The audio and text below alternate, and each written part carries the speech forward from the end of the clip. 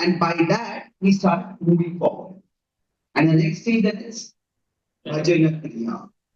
So that is the stage we will discuss today.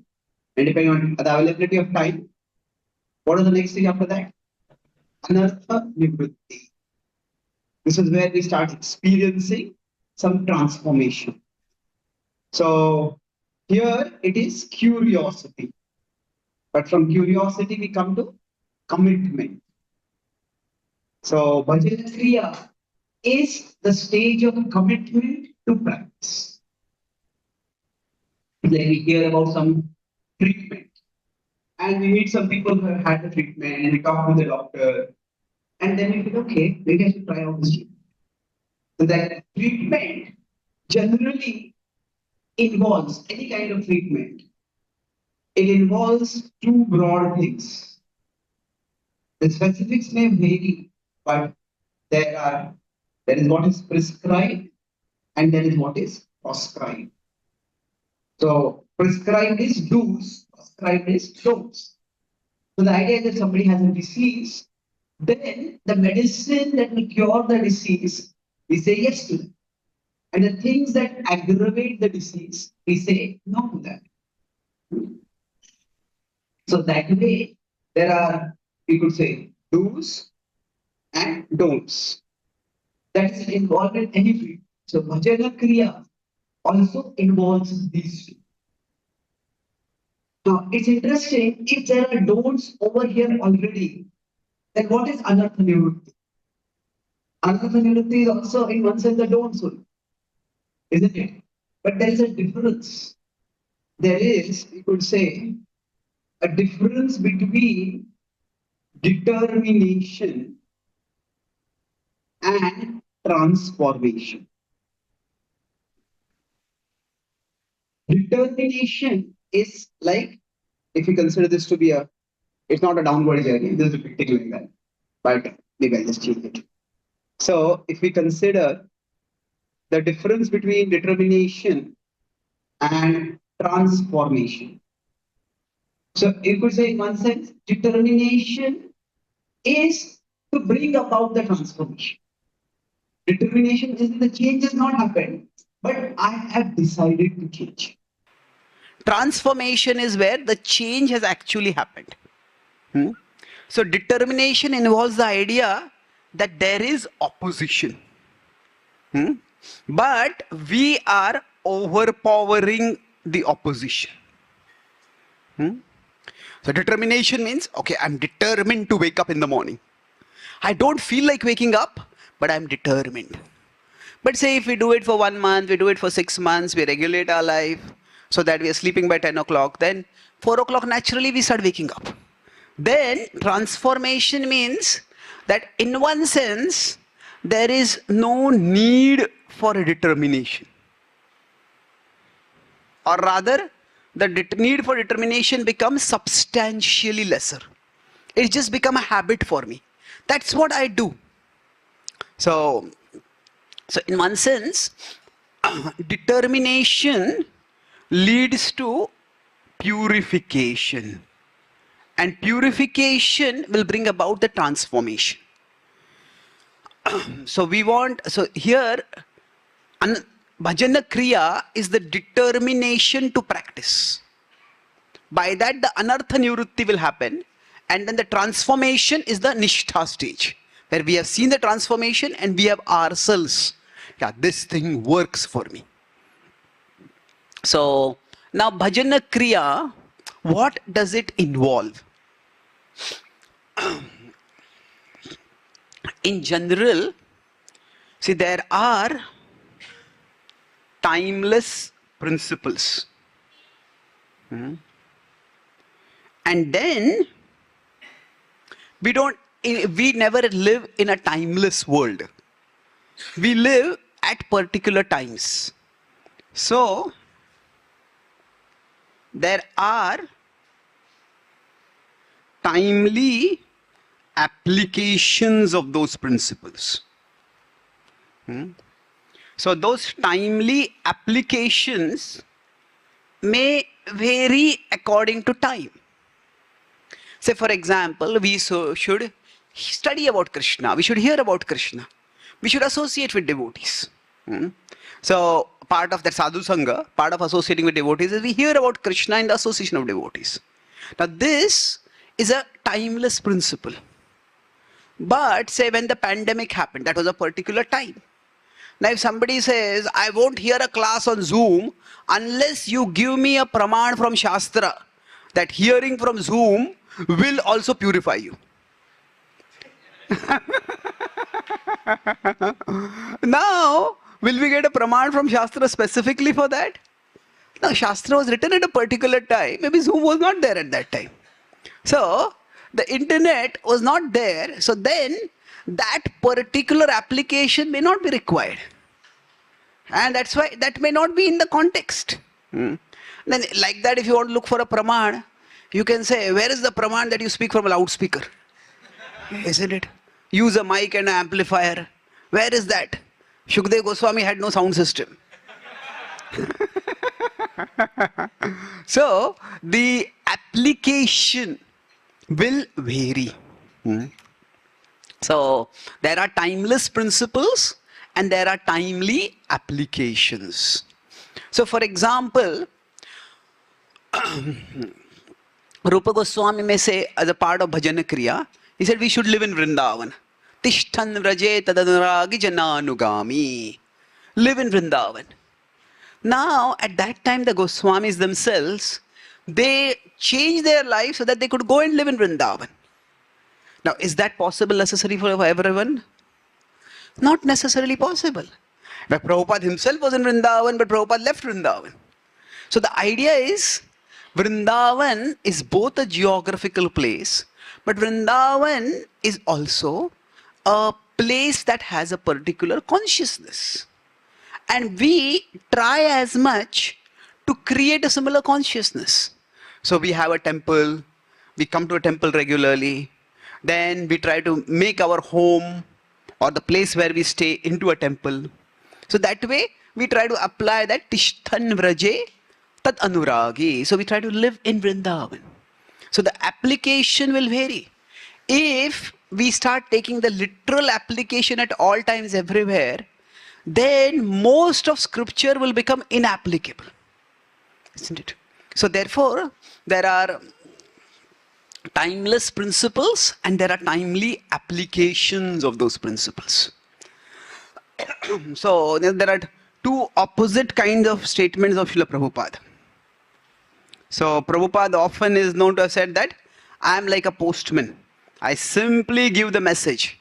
I didn't change anything at all. You have heard this statement? So many times Prabhupada says this. Now, there is a nectar of devotion, Bhakti Rasamrit Sindhu. Prabhupada gave a series of lectures in Vrindavan on that. And there is a verse, Yena kena prakarena mana Krishna niveshayet. Somehow or the other, fix the mind on Krishna. And while explaining this verse, Prabhupada says, I have practically invented the entire Krishna consciousness movement. Now, invented, what does it mean? Prabhupada specifically uses the word invented. Discovery at least means that was there, I discovered it. Invented means I came up with it.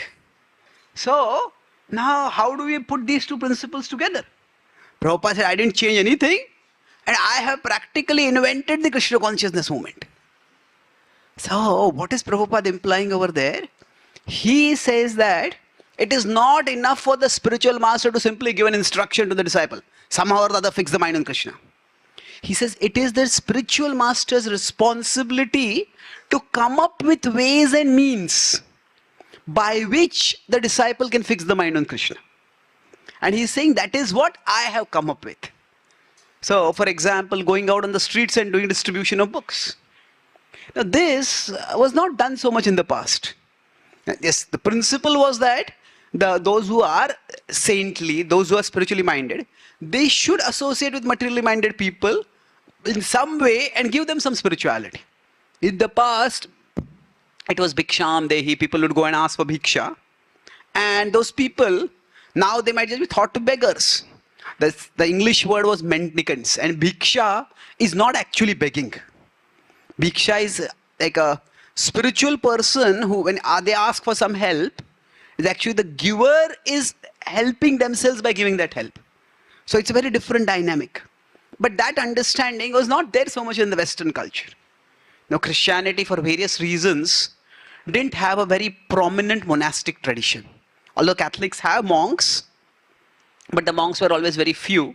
And there were desert fathers long ago in the 3rd, 4th century. But apart from that, there were not that many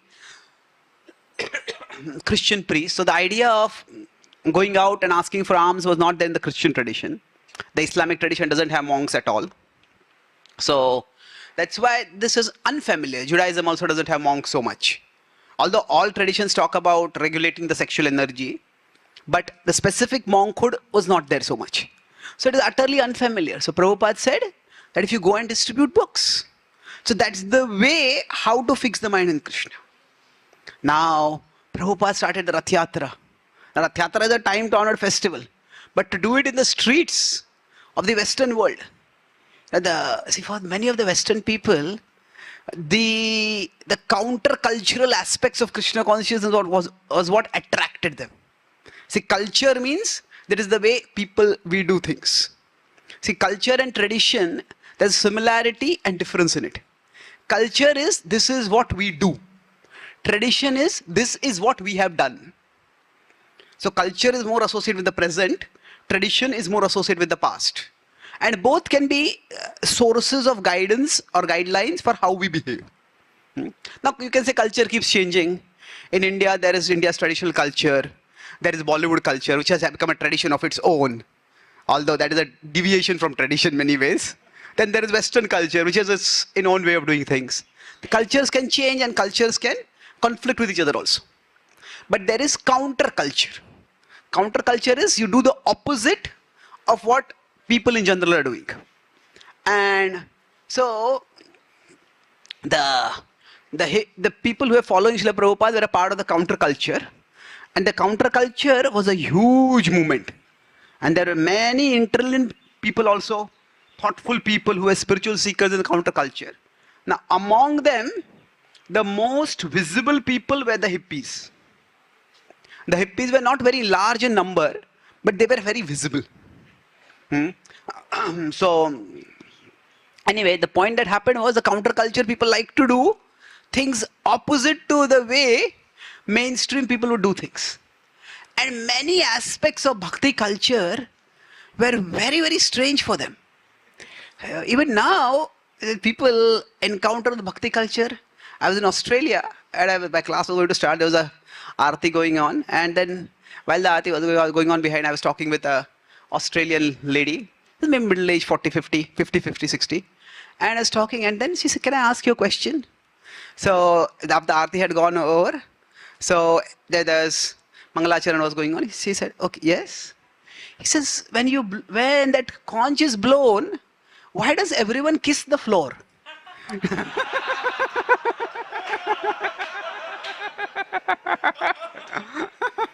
So, from our perspective, okay, they have no idea of Dandavat. So if your head is going down, they think you're kissing the floor. So, many aspects of Bhakti culture, they just can't understand. So when devotees, young devotees wear dhoti, kurta and saris. In general for women there is a greater license, they can wear many different things in the name of fashion. But for men there is a certain level of expectation of conformity. There was one devotee, he said, "When first time I saw dhoti, I thought it was a giant diaper."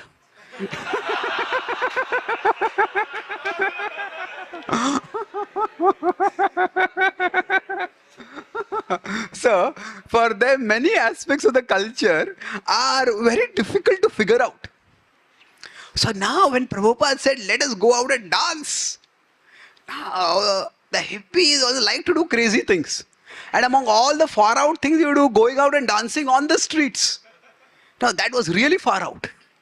But then when they said this is an ancient Indian festival, and they couldn't imagine that now they were dancing on the streets. Previously, if they would dance on the streets, police would come and arrest them. Now the police were escorting them.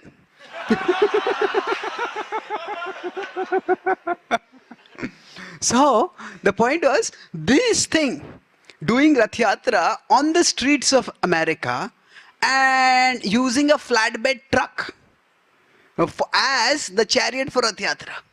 This is something which Prabhupada came up with. So this is his invention. So the invention is not like coming up with anything new. How the principle can be applied. That is what Prabhupada is saying. That this is what I have invented. So there are timeless principles and there are timely applications. And the applications need to be, needs to come up with those applications according to time, place, circumstance. So anyway, when I'm talking about this bhajana kriya, this is where the how that bhajana kriya is to be done. That is something which one has to consider. The time, place, circumstance for that. The principle is that in bhajana kriya, I said there are do's and don'ts. What is the do and what is the don't? We remember we talked about that for mind management there's abhyas and vairagya. So what does abhyasa mean? What does vairagya mean? Yesterday I used two words for that. Remember? Abhyasa was practice, or what are the vairagya was detachment. But what are the we used two words yesterday? Distance. Distance means we try to create a distance between us and our mind. And abhyas was diligence. Diligence is do the same thing repeatedly again and again and again. Now another way to understand the same principle would be that abhyas is to create, vairagya is to create boundaries. And diligence is to create bonds. So in bhakti, what do we want to do? We want to create bonds with Krishna and we want to create boundaries with Maya. So in this journey, where for us the world is very big and Krishna is relatively small. From there, if we are to go here where the world becomes small and Krishna becomes big, how is this going to happen? We need to create a boundary. Because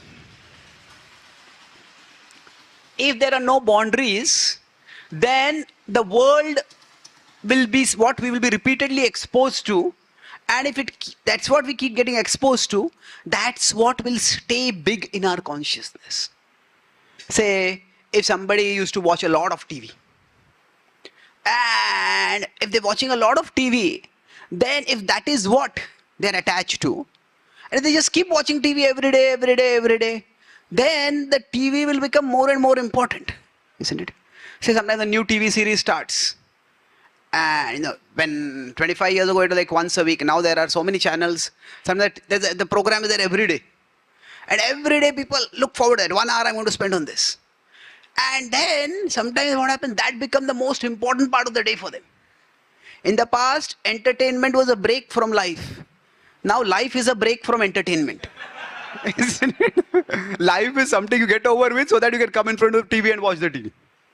So if we keep exposing ourselves to it, then it will not only stay big, it will become bigger and bigger and bigger. But if we regulate our exposure to it, that's we create a boundary. Then gradually it will not be that important for us. Its importance will go down.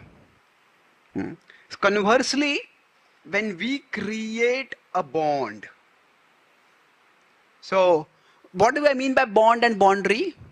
So boundary essentially means, in this context, there is regulated exposure. Regulated means we are controlling it. You remember we reduce to remove. That is the idea of purification. So we regulate the exposure. We keep it regulated in the sense that we keep it limited. On the other hand, bond means we make it regular exposure. So regular versus regulated. So regular, say for example, I decide every day I am going to hear Bhagavatam class. So even if it's a half an hour, 30 minutes, 40 minutes, 1 hour, every day I am going to hear this. So Prabhupada also says in his Bengali rendition of the Bhagavatam verses, which we discussed today morning. So, Dhira haya shunne jadi kane bar bar. He says, Bhagvatera katha sei tab avatar. This Bhagavatam is not different from you, Krishna. And if we hear it regularly, what will happen is, Dhira haya. A person will become sober. Sober means many things. One aspect of it is that the world which seems so big for us, we'll realize, hey, that's not that big. It's manageable. I don't have to become so exposed to it. So basically, bhajan kriya involves these two things, the bonds and the boundaries. So for example, when we take Diksha, what are the bonds and the boundaries? Yeah, chanting a particular number of rounds, that is the bond. And then what is the boundary? Yes, the 4 regulative principles is the boundary. So now we can say these are the basic level of bonds and boundaries. Now beyond that there could be some other boundaries also. And there could be some other bonds also. But the idea is there's a basic level of bonds and boundaries by which the bhajana kriya is done. And in general, whatever it is that we expose our mind to, that grows bigger in our mind. This is a general, this psychological principle. Nowadays people say that we are living in, the word they use is attention economy.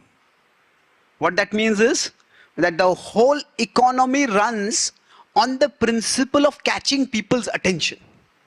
If you can catch people's attention, then people see our product, then they get the desire for the product, and then they will take the product. So it's all about catching people's attention. So it's attention economy. And what that means is, we could say this is a psychological principle. This is this dhyato vishayan pumsa verse, that same thing. Whatever gets our attention, whatever gets our attention gets us. Whatever gets our attention gets us. So now it doesn't necessarily mean that it will get us immediately, but it will get us. If somebody catches our attention, that is the first step. And then from there, we will be pulled in that direction. So if we look at an ad, catches our attention, hey, what is this?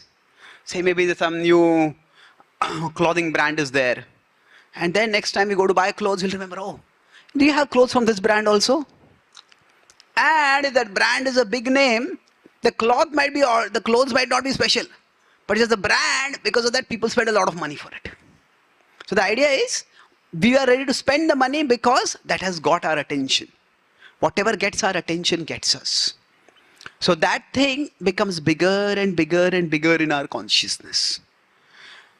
Now with respect to media, sometimes that which is small can be made big by propaganda. However, with respect to Krishna consciousness, it is not that we are trying to make Krishna big. Krishna is already big, but in our consciousness he is small. So it is not so much propagation as it is education. That which, it is not that we are trying to make Krishna big, but rather we are making ourselves aware. We are making ourselves educated so that we realize that Krishna is the biggest reality. So that's why, while this in a negative sense can be used for propagation, any issue can be made very big. One of my friends is in journalism. He says that whatever happens does not become news. Whatever is reported becomes news. I know.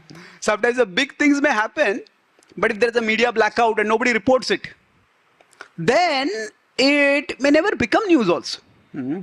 Like say recently there were atrocities in Bangladesh against Hindus. Now if the alternative media had not been there, if only the mainstream media had been there, the mainstream media hardly reported anything. Because eventually in the alternate media, when WhatsApp messages started coming up, social media people started posting, and then that became big, the mainstream media just couldn't neglect it. And then they also started reporting it. So the idea is that something may happen, but if that does not catch people's attention, if it is not brought to their attention, then it's like as if it didn't happen only.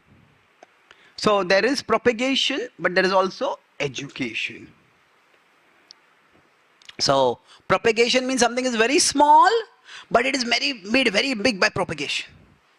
But education is where it is big and it is reported. So, but both of them require the exposure. So it is, for us in Bhajana Kriya, what are we doing? We are regulating our exposure to Maya. And we are regularizing our exposure to Krishna. And by these two things, gradually the world will start becoming smaller for us and Krishna will start becoming bigger for us. Now, what does this mean? That the world becomes bigger and Krishna becomes smaller. So it can mean many different things, but essentially, if something is bigger for us, then, like we talked about, there are two faculties. There is our buddhi and there is our mana. There is our reason and then there is our emotion. So at the level of our buddhi at least, with logic, with philosophy, we understand that Krishna matters most. That Krishna is the most significant reality. At least at the level of buddhi, we understand it. Now we say, yeah, if you believe in God, you will understand God is the most important thing. But no, not necessarily. Yeah, like I said, God is there. He is there, I am here. So, maybe He matters there, I matter here. It becomes like that. We may not immediately understand. So God matters most. That is at the level of buddhi we understand. That God is the most important person in my life. Now, at the level of emotion, we understand Krishna cares most. That not just God matters most, but Suhridam Sarva Bhutanam. I start understanding that Krishna cares for me. So we feel Krishna's love for us, and therefore that inspires us to reciprocate. I care most for Krishna.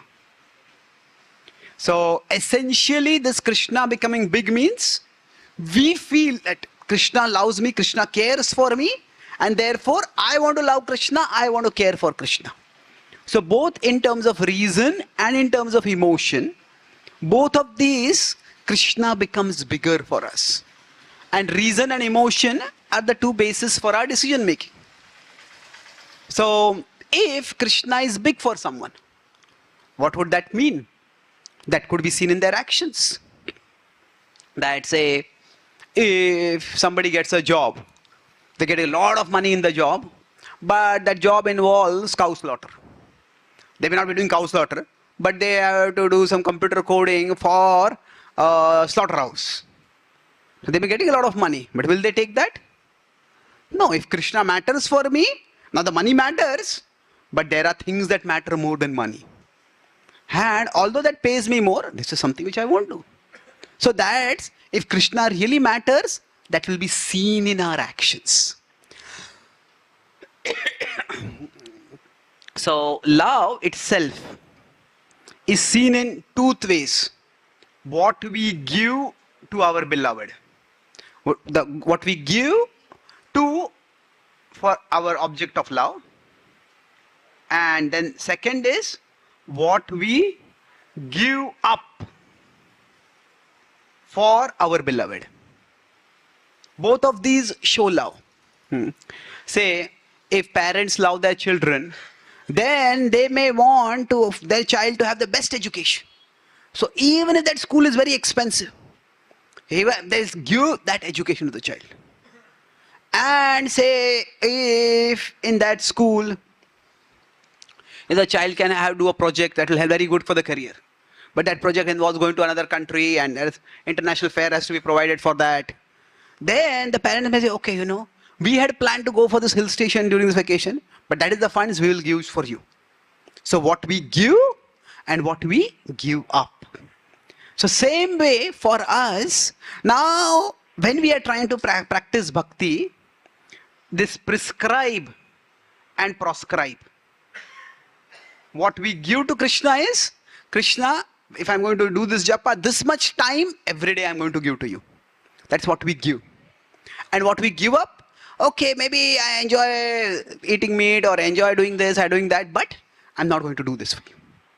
So in any relationship, this is important. What we give and what we give up. So when these two are seen, then now both of these are important. And sometimes what we give may be more important, sometimes what we give up may be more important.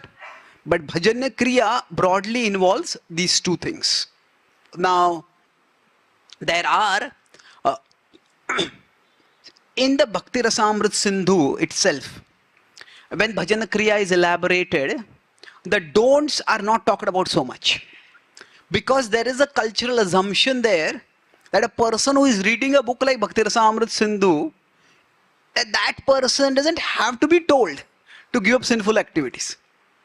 Because if a person is doing sinful activities, why would that person be even needing to, why would that person be interested in bhakti also? Isn't it? So, in Bhakti Rasamrit Sindhu, the 4 regulative principles are not mentioned. Why? Because there the assumption is, this is just basic human culture. And you don't have to tell people to do these things. It's like, say, in today's world, do we have to tell common people, don't murder anyone? What do you mean? You know, if somebody gives us that instruction, we will not feel instructed, we will feel insulted. Isn't it? Why do you have to tell me such a thing? What kind of person do you think I am that you tell me don't murder anyone? Isn't it? If you say don't murder anyone, that makes me feel like I want to murder you. So, it's a redundant instruction. So, the boundaries may not be emphasized there because they are not required over there to the audience that he is speaking to. So, he talks about primarily the bonds. And there are many different activities, but there are 64 activities within Bhakti. Or 64 activities that comprise Bhakti. And within that broad 64 range, there are 5 that are prominent. So, these 5 are ways in which we form bonds. What are these 5? Does anyone know? Yes, Guru Padashraya is the first step, but that's not exactly among. Yeah. Okay, that is also among the first few steps. Krishna Dikshadi Shikshanam, we take the shelter of a Guru. But the 5, he says, this is where Bhakti resides, this is where Krishna's mercy resides. Yes? Chanting, deity worship, yeah, studying the Bhagavatam, Dham, and then Seva, service of the Vaishnavas. So, these are the 5 ways in which bonds can be established. Now, again, I don't want to go into elaborate glorification from different shastras of each of these limbs. You know, we are trying to understand primarily within the process of bhakti how this works. So essentially, if we consider each of these serves a different aspect of making Krishna bigger in our consciousness.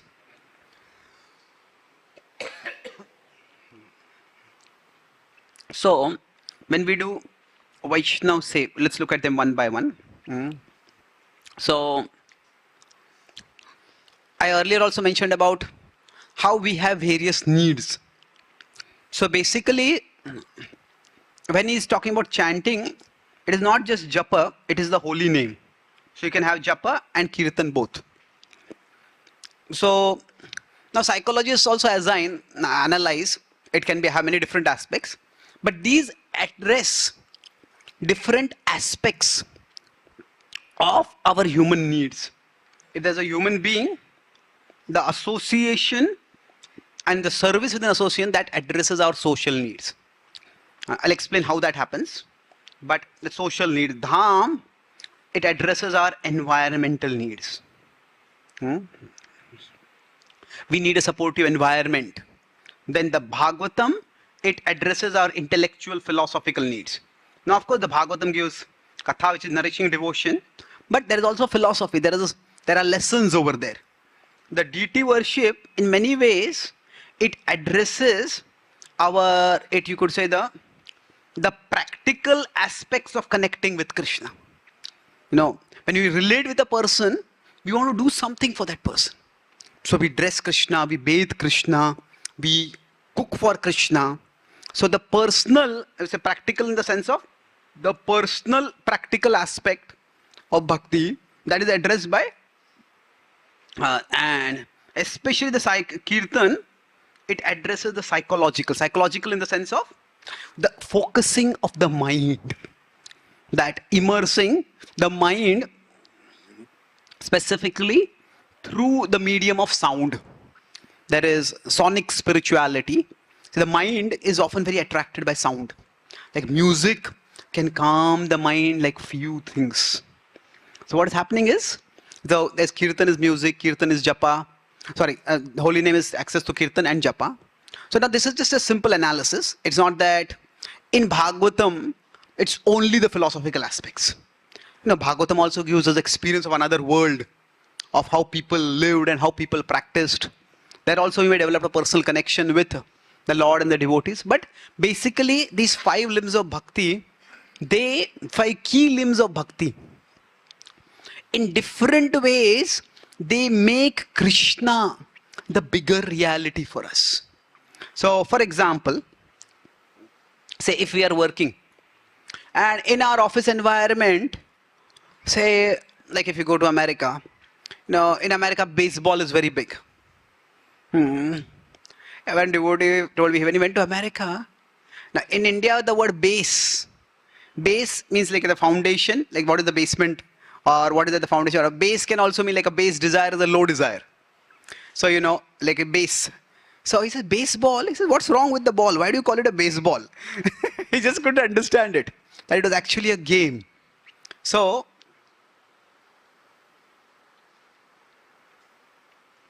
if you go to office, and at office everybody's talking about baseball. This match happened over there, and this happened like this, that happened like that, that happened like that. Then what will happen? We will start thinking, I don't want to feel left out. So we may also, okay, what is this baseball? How is it played? And who are the teams over here? If everybody is talking about something and everybody treats it as if it's very important, then we also start treating it as important. Isn't it? So when it's not just associating, so there is if our boss is talking about some subject, then if that boss is in a position of authority, then we will also consider the subject at least somewhat important. Isn't it? So when we come in the association of devotees, we try to serve devotees. Krishna is important for devotees, then Krishna becomes important for us also. So that mood of service in association ensures that what is big for devotees becomes big for us. So if a devotee says, this food we are cooking it for Krishna. We have to cook it with extreme caution to make sure that we have the highest quality for this food. Then, oh really? Yeah, this is cooking for Krishna. That gravitas, that seriousness comes in us. So that from the social dimension, something becomes big for us. So the association of devotees is not just, these are nice people, they are so sweet, they are so friendly, they are so polite. I like to be with these people. That's good. That's also better than for no reason, going and associating with materialistic people. But in association, Krishna becomes bigger for us. That's what happens by Vaishnava Seva. When Prabhupada introduced Jagannath in ISKCON, where Jagannath appeared in ISKCON first? San Francisco. So now, at that time, Prabhupada had not released Chaitanya Charitamrita. And in the entire Bhagavad Gita, there is no mention of Jagannath. In the first canto, which was published till then, first canto also there was no mention of Jagannath. So at that time, in the books, there was no mention of Jagannath. So one devotee, he wrote from San Francisco to Prabhupada, Prabhupada, I am worshipping the deity very diligently, the way you have described. And I have a question. Can I know who is the deity that I am worshipping? They knew about Krishna, but this is clearly not Krishna. It doesn't look anything like Krishna. So they said that, for us, the deity was Prabhupada's beloved, so we are worshipping. Prabhupada told us to worship, so we are worshipping. So that was their affection for Prabhupada, their desire to serve Prabhupada. So Jagannath became big for them, even if they didn't know who was Jagannath. So that's how Vaishnava Seva, that makes Krishna is big for the devotee, then that becomes big for us also. So if there is some senior in our class, in our college, that person is good at their study, that person is respected in college, and that person says, okay, this brahmachari is coming to give a class, very intelligent devotee. Now, if we pass by before meeting that our senior, if we had seen that brahmachari in a car, train, or something going by, we would not even noticed. There are so many sadhus in India. This is also another sadhu. But because somebody whom we respects that devotee, so what happens? We also start respecting that devotee. So the point of Vaishnava Seva is Krishna and things connected with Krishna become bigger for us.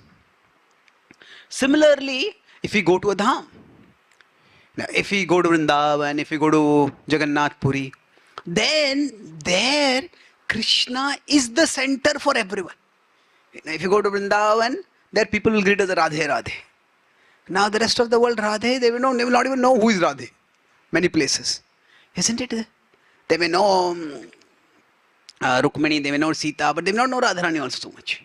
So the idea is, that is a place where Krishna is the center.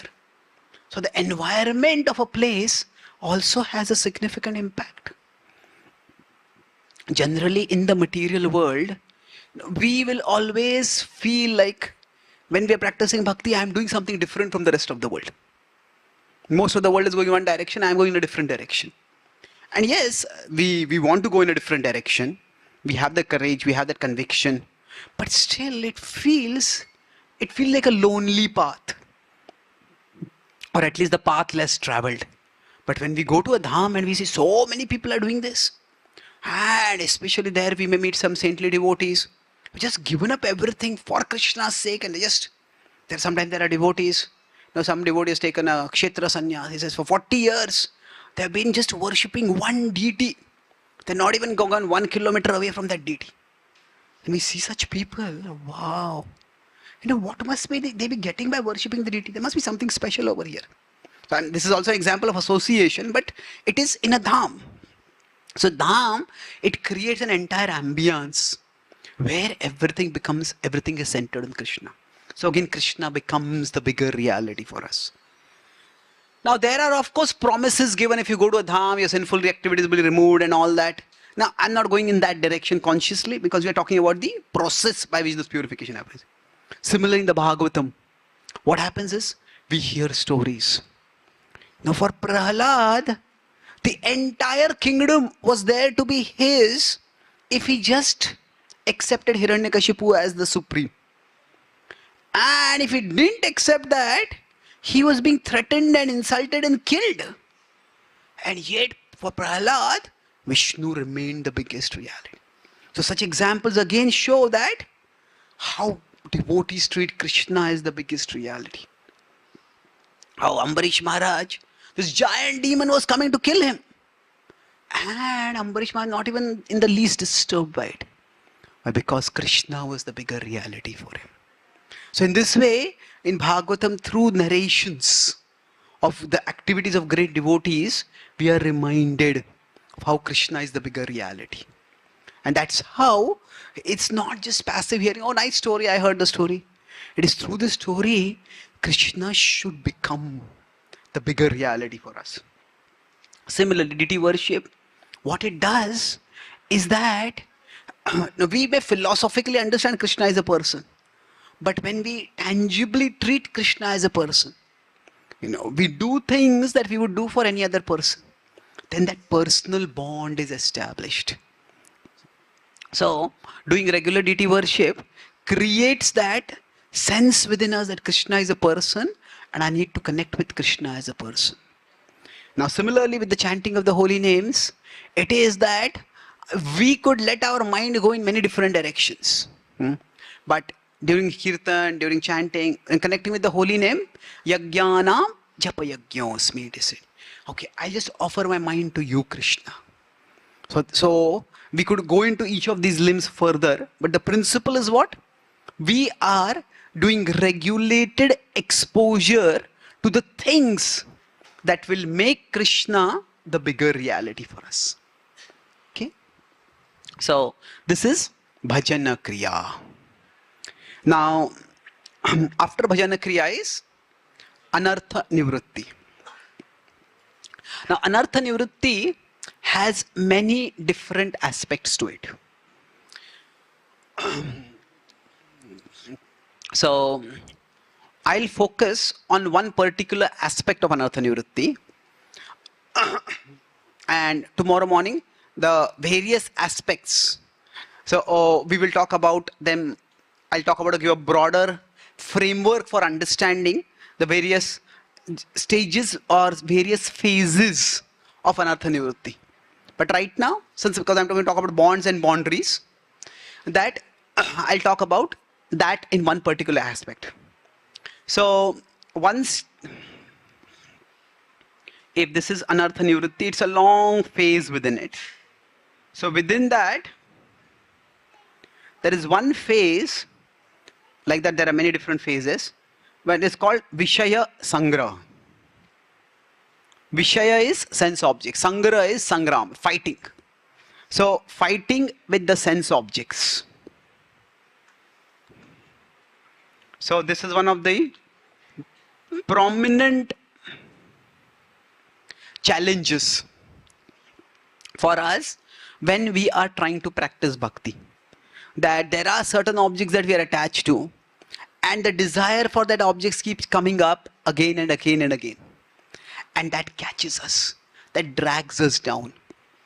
So among the various aspects of bhakti, this is probably the most challenging. The various aspects of anartha nivritti, this is among the most challenging. Now, anartha nivritti. Nivritti means nivritta, like retirement. It retires from our life, it goes away. Anartha is, the literal word of the meaning anartha is, the word artha, artha ke kai artha hai. Isn't it? So, artha ka kya artha hai? Artha is money. So, like Bharat ke artha mantri. So, artha can mean money, it can also mean value. Artha also has meaning. That's one of the meanings of artha. So, now, artha is also purpose. Like purushartha. The four purusharthas are dharma, artha, kama and moksha. So, artha has many different meanings in this sense. So, the idea is that for somebody who is sick, the biggest artha is medicine. You know, when the pandemic, somebody may have a lot of money, if there's no oxygen cylinder available, then what are you going to do? You know, the price of oxygen cylinders shot up because it was so necessary. So the idea is that artha can refer to that which is a value, that which is meaning, that which is a purpose. Now, anartha, we could say it is the opposite of artha. But literally, that could be literal meaning. Literally it is the opposite of artha. But anartha, it in terms of philosophy, what it means is, philosophically, what it means is that which makes us see artha in things that have no artha. That, say for example, alcoholism. That is an anartha. What happens is alcohol, there's not much value to it. But somebody sees huge value to it. This is the most important thing.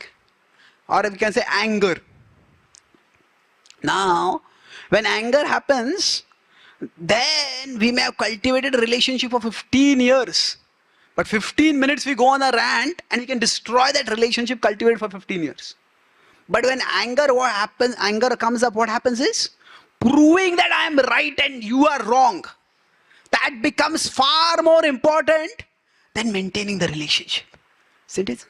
So now, like after 5 years, we may remember I quarreled with that person, but I don't even remember what I quarreled about.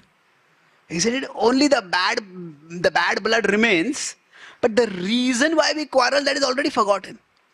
So trying to prove that I am right and you are wrong, well, it is important, it may have some importance, but it may not be so important as to risk a relationship, what to speak of ruin a relationship.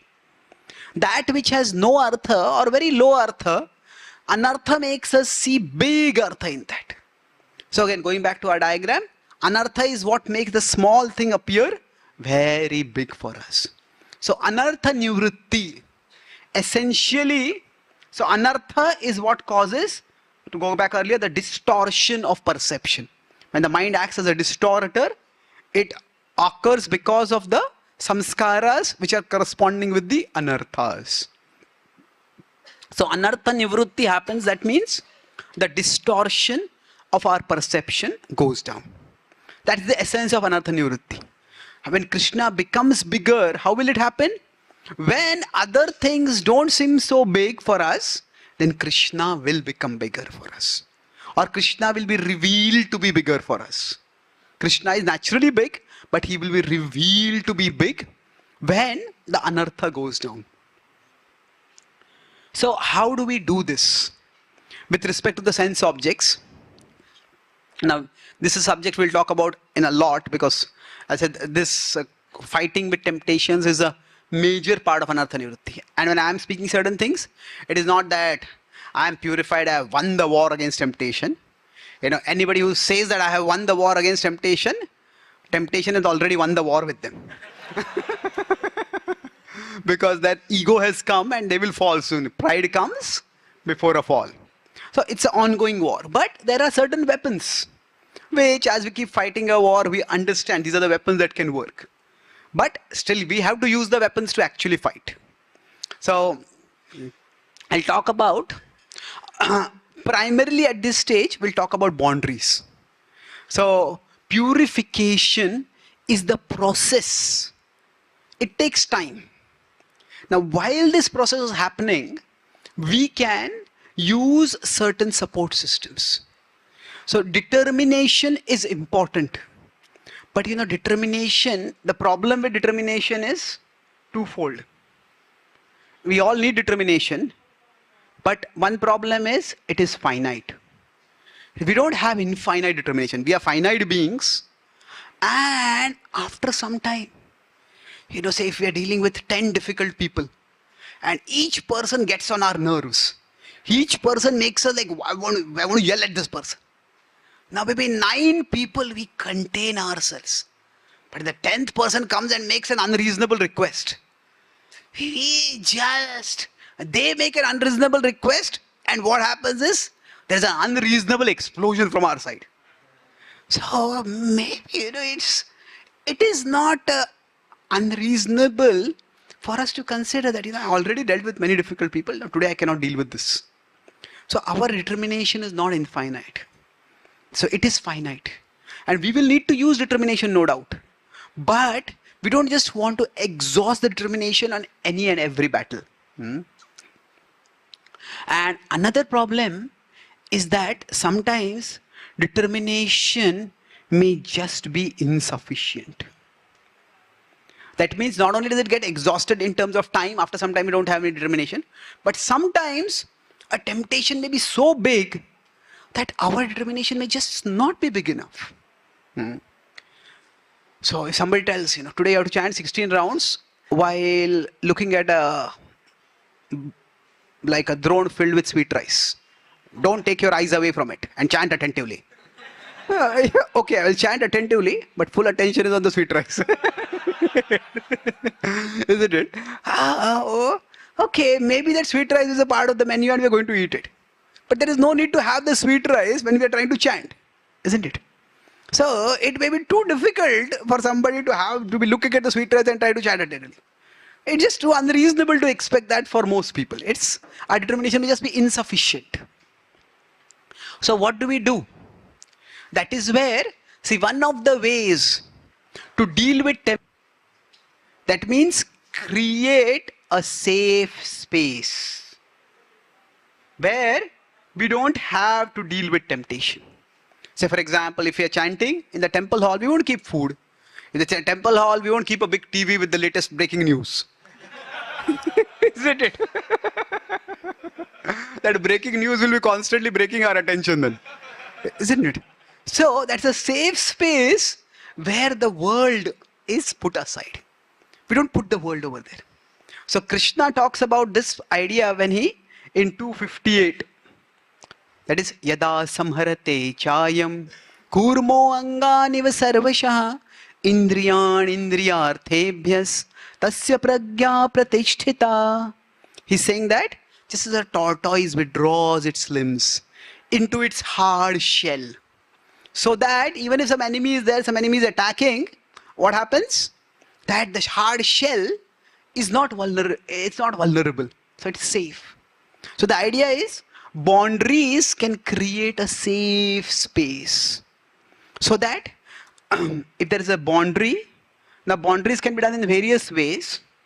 So then there are sense objects over here, and the senses are over here. But what happens is, if there's a boundary in between, then the sense objects are not rushing into the consciousness. They are not being pursued by the consciousness. And if that happens, then we can protect ourselves. Now, boundaries are by no means the final thing. They are the first step. But I'll talk about 4 ways in which we can establish boundaries in our life, and how that can make fighting against temptations easier. So this is an acronym, CAST. C-A-S-T. So what is CAST? There are 4 ways in which we can set boundaries. One is category. A is accountability. S is space. And T is time. So let me explain each of these, what it means. Say, when we are trying to set up boundaries, what is the purpose of boundaries? It is to regulate our exposure to the things that agitate our mind, to things that become big in our mind and consume our mind. So category may be that, for example, we say, we all eat food, no to that. Or if we decide that I am going to take food only that is offered to Krishna. Now, that whole if we decide to follow that principle, then the world is still filled with temptations. But if we are passing by some shop and we see some sweets there, then, okay, that's not offered to Krishna, I'm not going to take it. So a whole category becomes no. So sometimes just having a categorical boundary is helpful. And now I'll talk about the positive and negative about each of these aspects of setting boundaries. So now category, on a positive, it becomes very clear. Okay, this whole thing, nothing doing. Otherwise, there's always maybe a little, is it a problem? I can do a little, maybe a little more, little more. And when does it become harmful, when it's not so harmful? We can all have, there always yes, no goes on in the mind. But a clear boundary, finished. So at a positive level, setting boundaries in terms of category can be very clear.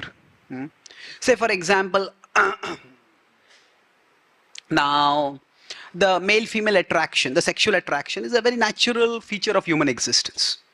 But traditionally, there was a very clear boundary. That was dharma, that was marriage. So that if there is no marriage, then there should not be any sexual contact. Now, there are always people who will go beyond that. But generally, if that boundary is established and accepted, then what happens? Okay, nothing doing. Nothing doing outside this. So what happens? That's a boundary. And even in today's world, the Prabhupada uses the general word illicit sex. Now, we could say there is premarital and there is extramarital. Now, in today's world, people are often quite casual about premarital sex. But even today, extramarital sex is frowned upon. People say that if you're getting married, then be serious about the marriage. Don't fool around. So the idea is, when I'm talking about boundaries can be in two ways. Boundaries can be individual and boundaries can be social. So now the social boundaries come in two ways. One is culture and the other is law.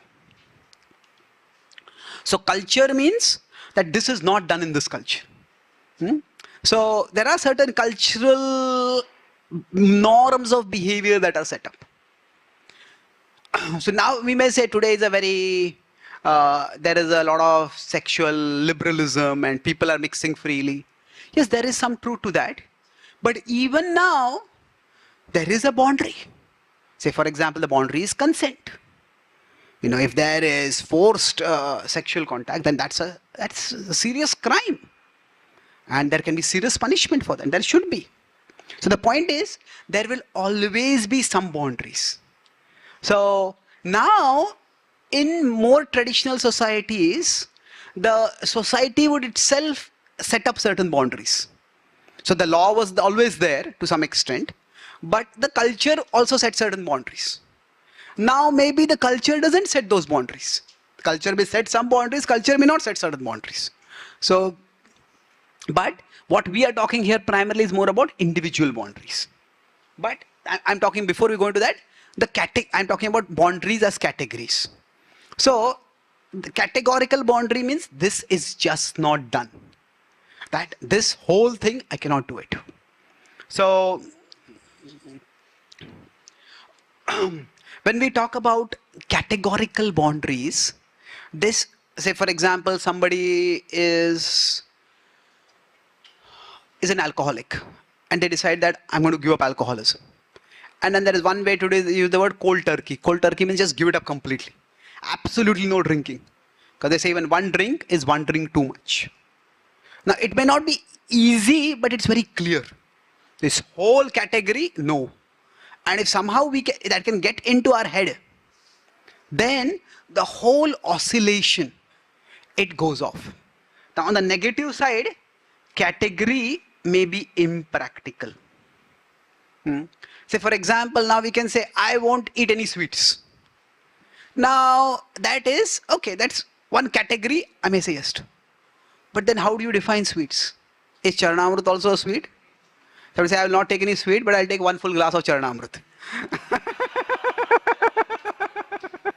So now sometimes you cannot really define a category. Sometimes it may not be practical.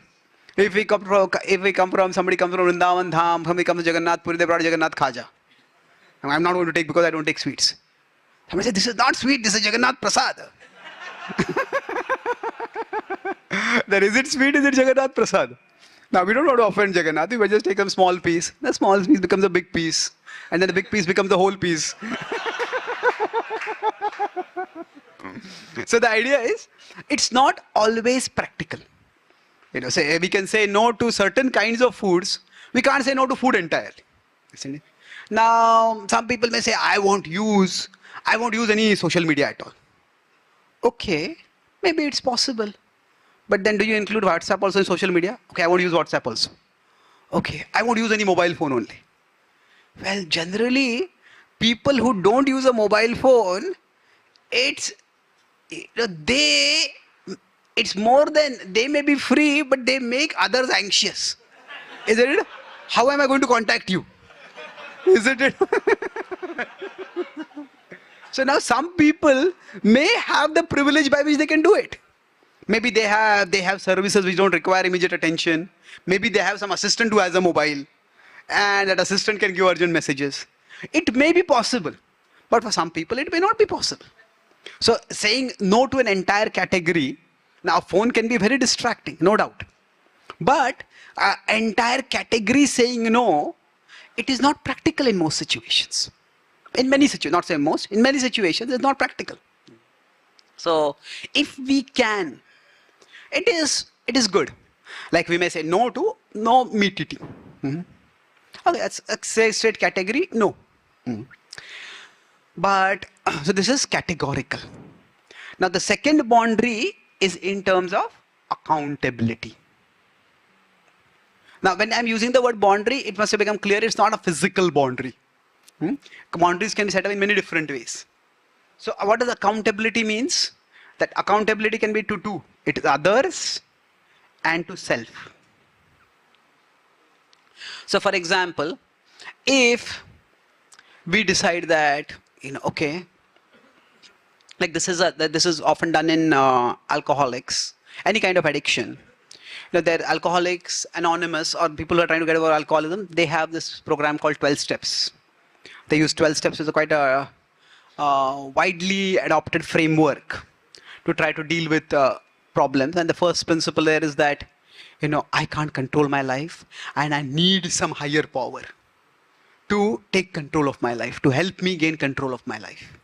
So it's not necessarily devotional, but definitely there's the acknowledgement of higher reality. God can be conceived in different ways. So there are devotees also who try to present Bhagavad Gita wisdom in terms of the 12 steps. So now, one of the idea is everybody who's trying to recover has to have an accountability partner. That means that if somebody is struggling with alcohol, at the end of the week, maybe they meet their sponsor, their partner once a week, they tell them that, okay, this particular situation, I felt very tempted and I drank once. Now, or I drank twice, I drank too much. Or say somebody's dealing with anger. Then they have to tell, I yelled at this person, I spoke this, I did like this, I did like that. Now just knowing that we have to tell what we are going to do to someone, that itself creates a deterrent. If we just have to report our actions to someone, then what happens? And maybe I don't want to do this. I know, I'll displease the other person, I'll feel embarrassed, I'll be chastised. Whatever, there are various motives that come up. But the idea is that accountability creates a certain boundary within itself. That's why you will see when people do something wrong, or not just people, we all, if we do something wrong, we try to hide it. Because it could be that we don't want to displease others, we don't want to fall down in their eyes, whatever be the reason. But the point is, when we are accountable, that creates a sense of boundary for us. So, if we can find someone to whom we can be accountable, that's extremely helpful. However, the challenge with the accountability partner is that the person can be too hard or the person can be too soft. And if it's too hard, what happens is we just end up demoralized. Now we make one mistake and that person piles on up like dropping 100 tons of chastisement. And then we feel, we don't give up the bad habit, we just give up trying to give up the bad habit. We feel, I just don't want this aspect of my life only. So we don't want that person to be too hard. At the same time, if that person is too soft, okay, this happened, I'll try to avoid it next time. It's okay, next time, again, try to avoid it next time. Then that person is too casual, then we end up becoming complacent. We end up becoming nonchalant. Chalta hai ho jata hai. So we want someone who really understands where we are coming from and then either consoles us or chastises us. See, when we will talk about this dealing with temptation more, I'm just talking right now about the boundaries. The psychological aspect of dealing with it. It's a whole different thing. We don't want to be burdened by guilt and everything. So we will talk about the psychological aspect later. But at this page, what we want is that it has to be a combination of consoling and chastising. Sometimes we just tried our best, but the situation was too much and we succumbed. So at that time, we need to be consoled, we need to be comforted, we need to be encouraged. And sometimes we just took things too casually, we became overconfident, we were negligent, and then succumbed. That time we need to be cautioned, we need to be chastised. So finding that is not easy. So the positive of having somebody else as a accountability partner is that it is a powerful deterrent. Deterrent means that it's something which stops us from doing something. Like there's a nuclear deterrent. The other country has nuclear weapons, then this country will not do much because they can always use nuclear weapons and destroy. So the deterrent means something which stops us from doing something. The negative is that it is elusive. Elusive means finding a partner like that is very difficult. It's not very easy to find a partner like that. Now,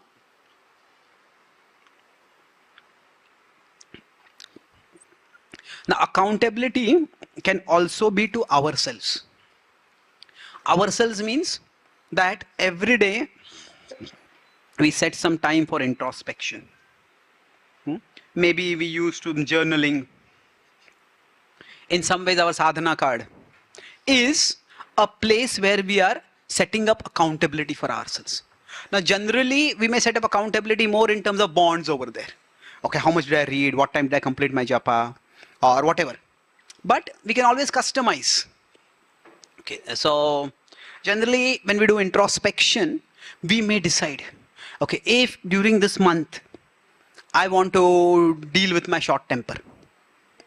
So then every day I will note down the times when I felt angry, the times when I spoke angrily, and then how much time did the anger stay? What all did I do within anger? So basically, we could keep track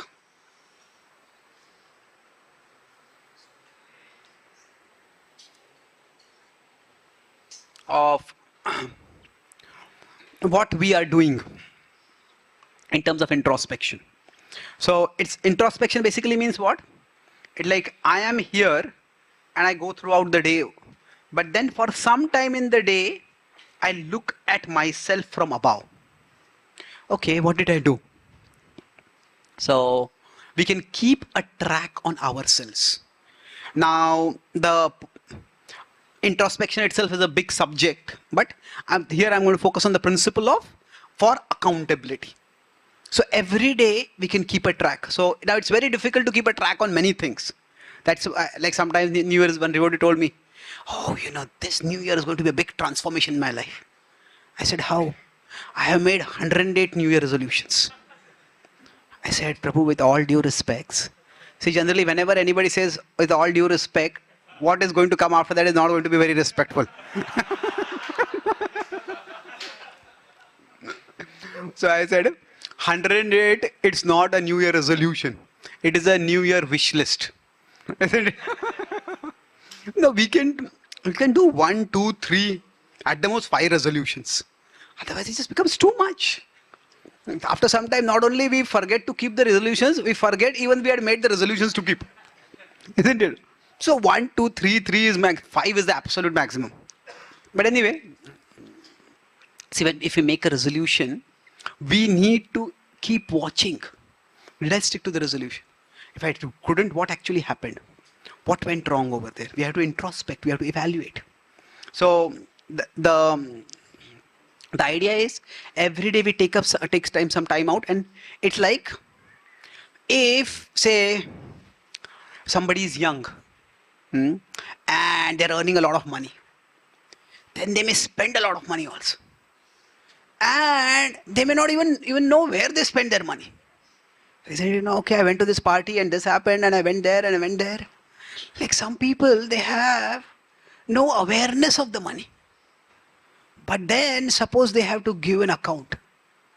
Okay.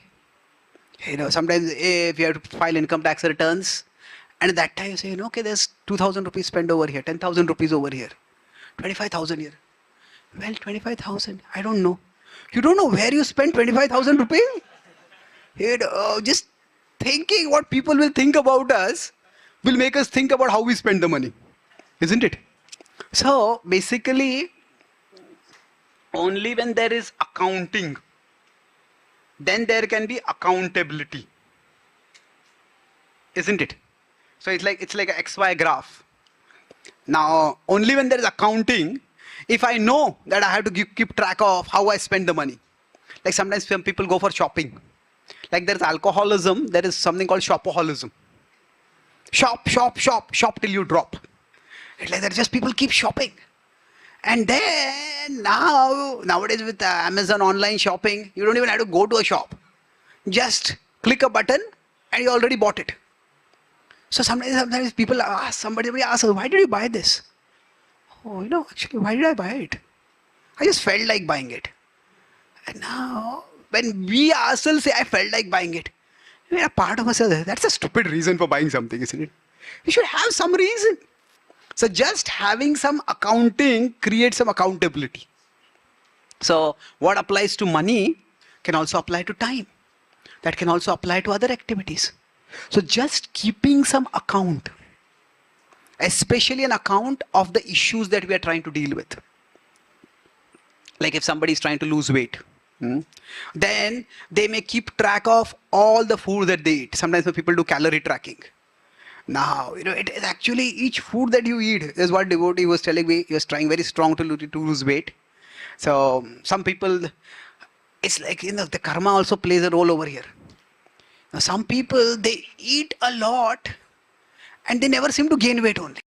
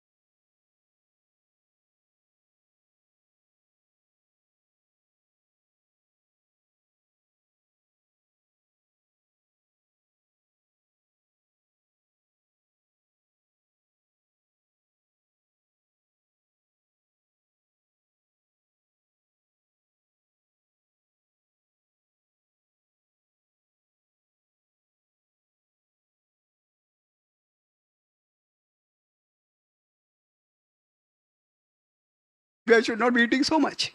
Just writing down what all I ate. That creates a deterrent. So these are various ways. Say if somebody writes down every day, okay, how much time I spend on social media. Nowadays, even while technology creates distraction, technology can also help us create some boundaries that we can have on our phones or on our devices. Some track, okay, in this particular day, you will spend this much time on this device, or on not just on the device, your screen time was so and so. Then you spend this much time on WhatsApp, you spend this much time on Facebook. So that's some way where the device itself can do some accounting for us. But that accounting is of no use if you are not having accountability. So both accounting and accountability. Now the self-accountability, the positive of that is, it is easy. It is easy to do means we don't need some other person. It's easy for us if we decide to do it. But the negative is that it is also easy to avoid. Isn't it? So I can say, okay, like the day I overeat, I'll just not write on that day. I say I had no time to journal. So then what happens is our journal will never show anything about the times when we did something wrong. So it's easy to avoid. But accountability is one way in which we can set a boundary for ourselves. What is the acronym we are discussing? CAST. S is space. Now what does space mean? That, see, our mind is lazy. So basically, this is the boundaries work for different particular kind of desires. See, the desires can also be of two different kinds. And say some are superficial desires. And some are deep-rooted desires. So, superficial means, like say I passed by a shop and I saw this food. I thought, okay, this looks nice, I want to eat it. So that's a superficial desire. Because the superficial desire is more like it's a outside-in desire. Say it's, maybe we had a meeting and that meeting got cancelled and we are sitting at home and there's nothing urgent to do. We have 1 hour free and then think, okay, let's see what is on TV. Then we are surfing around looking, is there something interesting on TV to watch? So that is outside in. But maybe there's a TV serial we like. We will never miss it. So even if we go to some relative's place or some acquaintance's place, they say, hey, can I watch this TV program? So that is like a deep-rooted desire. Deep-rooted is more of inside-out desire. That means outside in means the object comes in front of us and then we get the desire for it. But deep-rooted is that particular memory of the object is already very deep inside us. It's strongly rooted. Deep-rooted means strongly rooted. And wherever we go, that desire comes up over there for us. So among these two, boundaries will work for which desires? Yes, more for superficial desires. For deep-rooted desires, it will not work. So, because see, even common sayings that are there in life, they're also there. They can sometimes be opposite. Like out of sight is out of mind. Now that is one saying. But then there is also another saying, separation makes the heart grow fonder. So separation makes the heart grow fonder. So when something is not there, then we remember it more and more. We look for it more and more. We pine for it. We long for it. So now, separation makes the heart grow fonder will apply for which desires? Deep-rooted desires.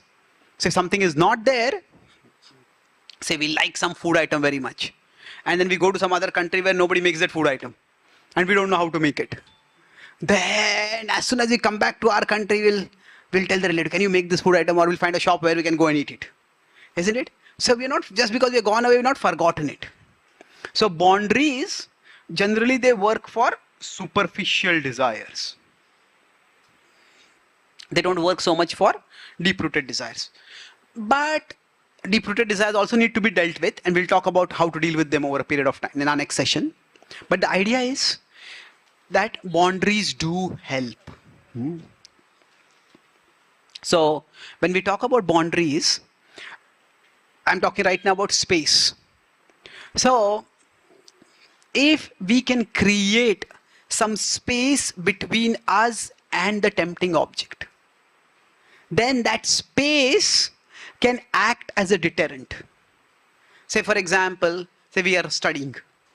We're studying our academic books, our professional books, or our spiritual books, and say our phone is right next to us and our phone beeps. Maybe some messages come up.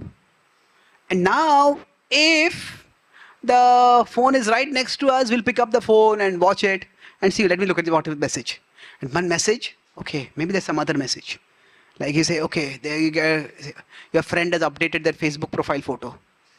Oh, okay, just let me look at what the photo is. You look at the photo, hey, where did they take the photo? This background looks very special. Then we scroll down the street. Okay, he went there, he didn't tell me he was planning to go there. Who all went there? All my friends are leaving me out. They're not telling me. And we click and we say, hey, this person is also there. Did this person, why did they tell me? And then we go in their feed. And we go in their feed. And what happens is that we thought I'll go for 1 minute and 1 hour goes away and we don't realize only. So what happens is, but if the phone, we decide when I'm going to study, I'm going to keep the phone in the next room. Then even if the phone beeps slightly, okay, I have to walk till the next room. Okay, the mind is lazy. Okay, forget it. Now I'll do it afterwards. Or say suppose people sit down to watch TV. Now what happens many times when people have TV, they have something to eat, usually popcorn. That's a typical food that it's like, what happens when you're watching TV? The Shastras talk about ahara, nidra, bhai, maithunam cha. Eating, sleeping, mating, defending. But like TV and entertainment it is more like second-hand eating, sleeping, mating, defending. Isn't it? Somebody else, maybe the hero is with the heroine, and all the audience is one dreaming, if I were there, it would be so nice. It's all second-hand. So what happens is, everything is imaginary. Something has to be real.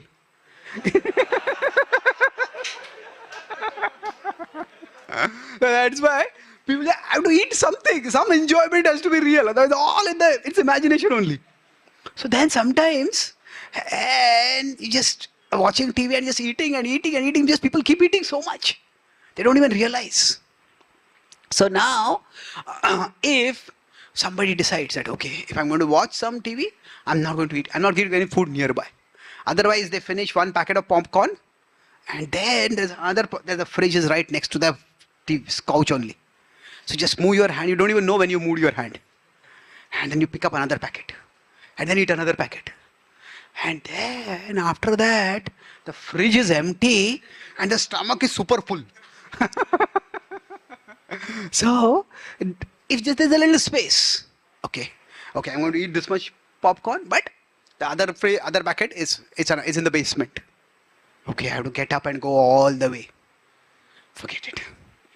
So now, just creating some space is helpful. So, space means you're talking about some distance. So, for all of us, we can find out how we can create some space for ourselves. So space basically means, it's like when we have space, it is a temptation-free zone. Now, we cannot make the world temptation-free. There's always going to be temptation in the world. But at least I can create a corner that is temptation-free. So now, the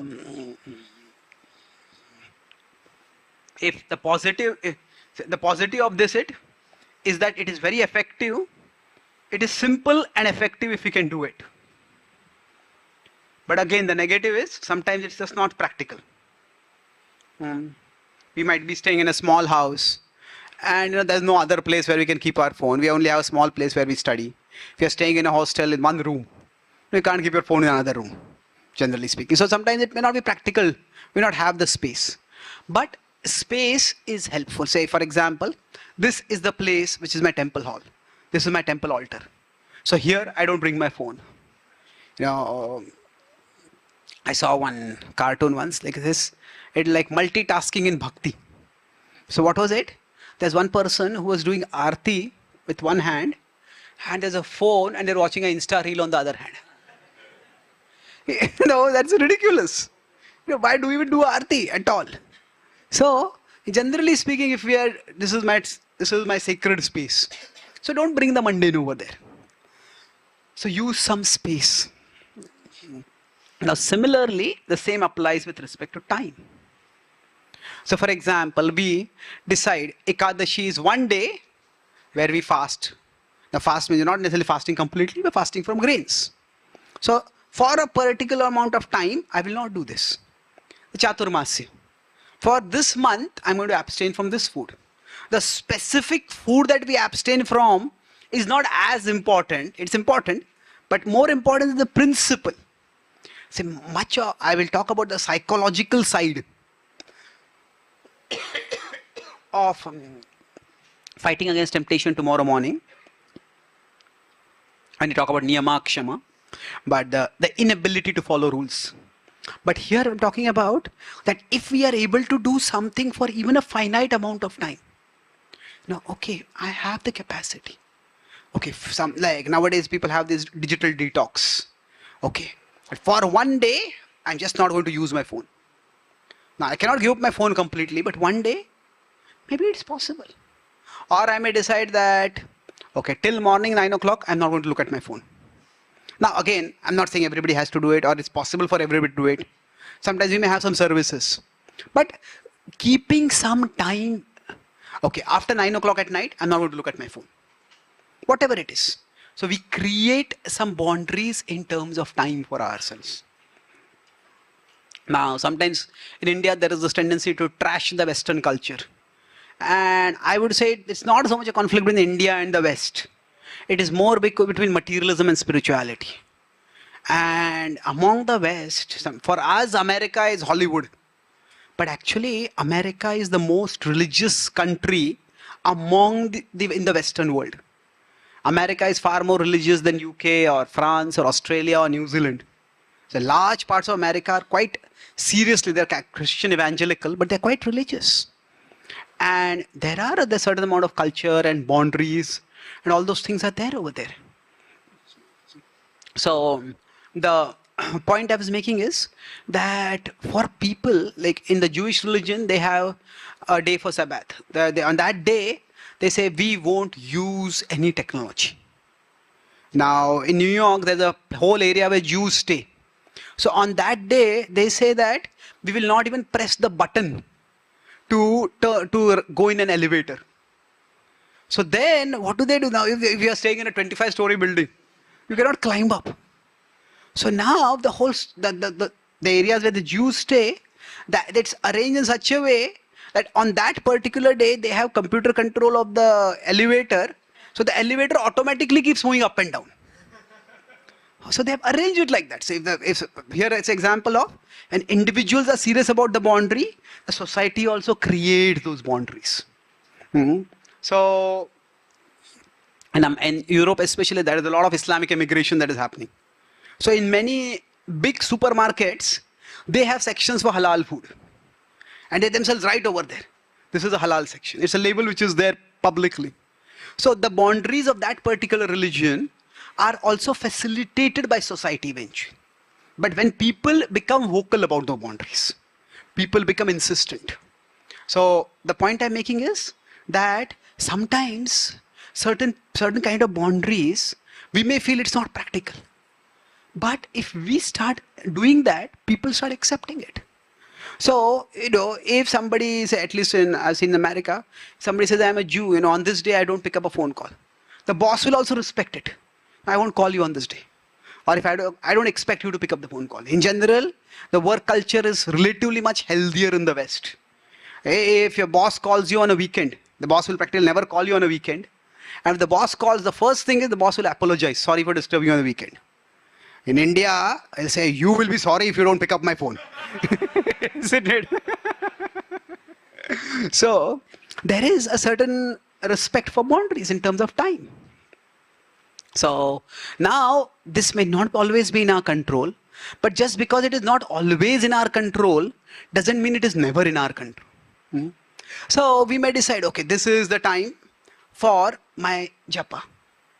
Then I'm going to focus on japa at this time. Please don't disturb me during this time. So it may not always be possible, but sometimes it is possible. So time is also a doable boundary for us. For this much time, I'm going to do this. One of my friends is an author. So when he was working from home, he had a small room which was like his office. And he showed me a note he had written. He said, it was for his own family only, family and friends. He said that, I am writing now. If you disturb me, with all humility, I will break your legs.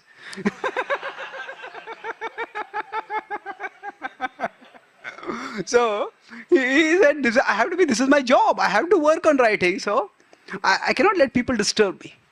So the point is, sometimes we have to create boundaries in terms of time, in terms of space. So the idea is that when we create boundaries, that becomes like an external support for us in our battle against temptation. There'll always be going to be a battle. And there are desires inside us which are also there. But the desires can be triggered by things outside. And at least the triggering can be minimized. In one sense, the bond, again, now the positive and the negative of both of these is, if it's positive, it's in one sense, it's easy and it's effective.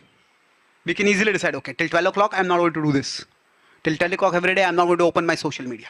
Maybe I'll check my emails, but not social media. So we can decide like that. Now, the negative is, again, it may not be practical for different people based on different situations, their roles, their responsibilities. Now, in one sense, boundaries are, now generally speaking, before we came to spirituality or you read something about psychology, generally we talk about boundaries in terms of geography, like national boundaries. Like say the India-Pakistan boundary is a disputed area. There's a boundary which is actually on the geography, but there's the actual line of control. The two may be different. But if a country doesn't have a boundary only, then there's no country only, isn't it? So if there's no boundary, anybody can go from one country to another country without any sense of crossing a boundary. Now, inside the country there can be criminals and they have to fight against them. But there is a difference between the police and the military. The military is meant to deal with invaders. The military is at the boundary. The police is meant to deal with domestic law and order. So, now the military generally has much heavier weaponry because there are bigger dangers which exist outside the boundaries. So for us, yes, there are inside only there are contaminations and we have to deal with the contaminations. But it is like, if we consider the boundary, there is outside the boundary and there's a different approach. There's a military over there. So, and inside the boundary, there is police. So outside, if we create boundaries, there is a certain kind of battle we need to fight. So if say India-Bangladesh has a boundary, then still immigration might happen. Illegal immigration might also happen. But if at least a boundary is there, there's some understanding. Now, this person has come from across the boundary. But if there is no boundary at all, if there's nobody at all policing the boundary, anybody can come in at any time, then the whole idea of nation becomes redundant. So if there are no boundaries, then the whole idea of self-control, self-discipline, self-transformation, it just becomes meaningless. Tasmat tvam indriyanya adau niyamya bharatarshava. Krishna says the first step in self-control is set up boundaries. So it's not the last step, but it is the first step. If there is no boundaries, there cannot be any defense. Boundaries are the first step in the defense. So by setting boundaries, at least we can know when we are being defeated, how often we are being defeated, what are the areas we need to strengthen ourselves. So in that sense, boundaries, they are the first step in the war against temptations. It's a complex war. It's not easy to win, but it's the first step. Tasmat tvam indriyanya adau, Krishna says in 340. So the second is, how do you deal with the disruptive desires that are already inside? That we will talk tomorrow morning. But I'll summarize what I discussed today. Today we discussed two main things. We are continuing our Bhakti journey. And we discussed, the first main thing was about Bhajana Kriya. The next stage. So in Bhajana Kriya, I discussed 3 points. First is how the principles themselves are timeless. They are unchanging. Fix the mind on Krishna, that is the principle. Yena kena prakara, somehow. Now the application of those principles, that is timely. So the Prabhupada, when he says, I didn't change anything, that's referring to the timeless principles. But with respect to the application, the idea of distributing books, the idea of doing Rath Yatra on the general streets across the world, that's a timely application. So then we also discuss with respect to Bhajan Kriya. The idea is we involve bonds. Bonds is to make Krishna bigger. And then there are boundaries, that is to make Maya smaller. So like in a medicine, we prescribe and proscribe, do's and don'ts. So you remember the spiritual journey, we want to make Krishna bigger in our life. And the last one I discussed is, when we say make Krishna bigger, there's a difference between propagating, which advertisers might do so that small things are made big. But bhakti is about educating. Krishna is already actually big. We are simply realizing that he is big. And then anartha nivrutti. So within that, anartha is that which makes us see artha where there is actually no artha. That is anartha. So alcoholism makes us say that alcohol is extremely important when it has no importance at all. For example. So in anartha nivrutti specifically, we focus on the battle with the sense objects, Vishaya Sangra. So Vishaya Sangra is Sangram. And in that I talked about specifically boundaries. and 4 ways in which boundaries can be set up. What was the acronym? Caste. C was category. So we can decide no to an entire category of things. That's simple in terms of what to say yes and no to, but many times it may not be practical. Then A was accountability. So we can keep a track of what we are doing. And there are 2 kinds are to others, you can have an accountability partner, and self. Then S was space. We can create some geographical distance and tap the laziness of our mind. That, okay, I won't do this in this particular place. And similarly, time. For till this particular time, I won't do this. So that way, so the idea is, we don't over-rely on determination. We need determination, but we don't want to over-rely on it. Why? Because the determination is finite, and sometimes it can be insufficient. So our boundaries can help us without unnecessarily exhausting our determination. So boundaries, they are not the solution, they are the first step. And they work against, our desires can be of 2 things. They are superficial and then they are deep-rooted. So boundaries generally work against superficial desires. So how to deal with deep-rooted desires, that we will discuss in our next session. Thank you very much. Hare Krishna.